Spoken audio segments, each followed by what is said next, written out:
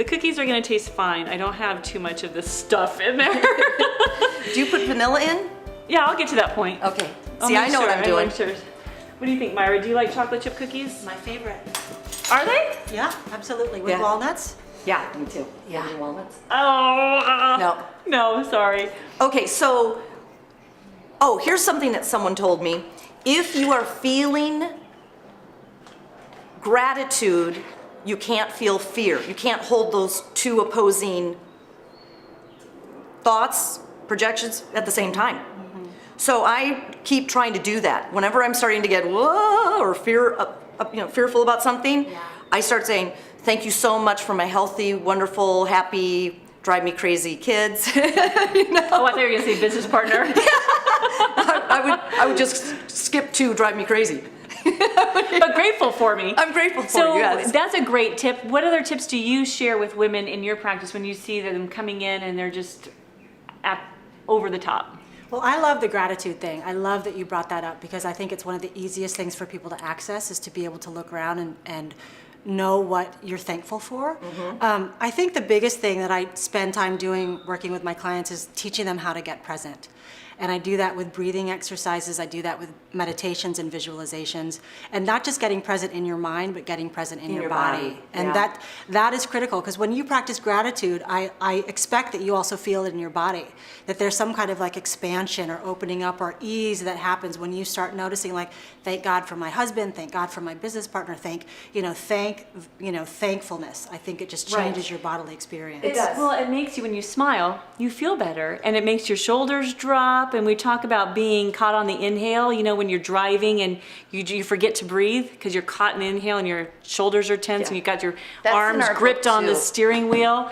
But I think gratitude is great and all these things, but also how do you tell women to say no? Because I look at a calendar that is this big and this wide, with all those days. and it's full. It's full. How do we say no? How do we say no to that committee at school or that other extracurricular thing that might drag on our time? Because our time is valuable. Absolutely. I think the biggest perspective shift, it's not necessarily like one tip, but like the biggest perspective shift that I tell clients, especially when they're struggling with overwhelm and anxiety, is that when you overextend yourself, you're not doing anybody any favors. You're actually withdrawing your spirit. You're withdrawing your ability to give more, to love more, to contribute more. And when you do that, when you say no, it's actually it's a gift of service because it's not just to yourself, but it's the rest of your community, so that you can really align with what you want to manifest in life and what your priorities are. Well, and also, does that make sense? So it's like a big picture. No. I think that's beautiful. That saying no is a gift of service. I never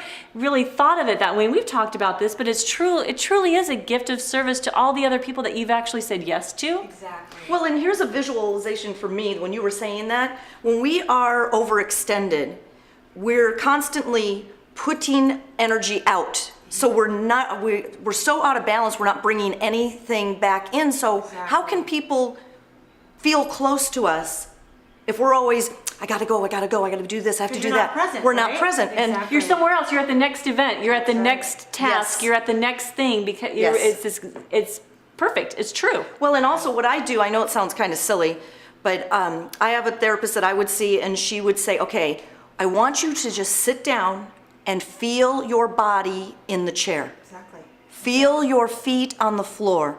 Feel your hands on the sofa. And it just brings a whole different perspective to the moment.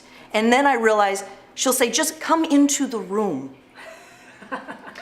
She says, when she would say that. But I'll bet you have people that are sitting in your chair or at your desk or wherever you visit with clients that aren't there. They're not in the room. Yeah, And so it's radical what you're talking about. Like when I do that with clients, they're like, whoa. Yeah. As if they'd never been in the present before. It's so fascinating. Yeah, and she'll make me do that whenever I see her. She'll say, Mary, because usually I'm like, hey, how you doing? She says, I gotta go, I got these emails. Yeah. Okay. And she'll say, sit down. Now, just take a moment and come into the room. Like I'm already here. I'm already sitting. I'm sitting down. No, Mary, come into the room. Yeah. But I think it's being present with your kids also, because when you're in that mode and you're running constantly, you Yeah. are not present with yourself, you're not present with your children, and you're robbing your children, I think. What do you, yes? I want to say a comment about, I was driving here and I didn't make a phone call. Which is unusual. True, but I just thought, I'm just going to stay in this moment and I'm not going to call anyone. I'm not going to listen to the radio. I swear that drive was like expanded time. I didn't, it was weird. It wasn't like I was filling every nanosecond of the drive. I felt like, this is the longest road I have ever been on. But it's not, it was only 15 minutes, but it was like time expanded. Well, quieting technology. Yes. Is that something you talk about? Because we are bombarded from our cell phones and the radio. What about quieting technology? Well, I think absolutely, and related to that, to take it a step further, one of the things that I do and I encourage my clients to do is that I really actually schedule an hour a day as if I was my own client, where I'm not doing work, I'm not cleaning the house, but I'm literally just having an hour so that it's in my schedule, because I mean, I see Mary's schedule book right here and it's jam-packed.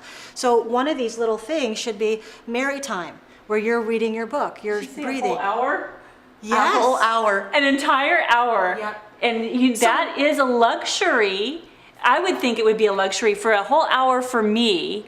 And when I have 3 kids, it's not going to happen unless it's scheduled. Unless it's scheduled, but think about how much more, because we're talking about nourishment now, right? We need to emotionally nourish ourselves, and one of the ways that we do that is we take a step back from our lives as moms, entrepreneurs, wives, financial advice, I mean, all of the things that we do. And so that's like a really basic, concrete tip. Yeah, you know what, that's a really good tip, but my brain immediately said, well, what will I do? What would I do in that hour? What am I gonna do What would I in get that hour? accomplished?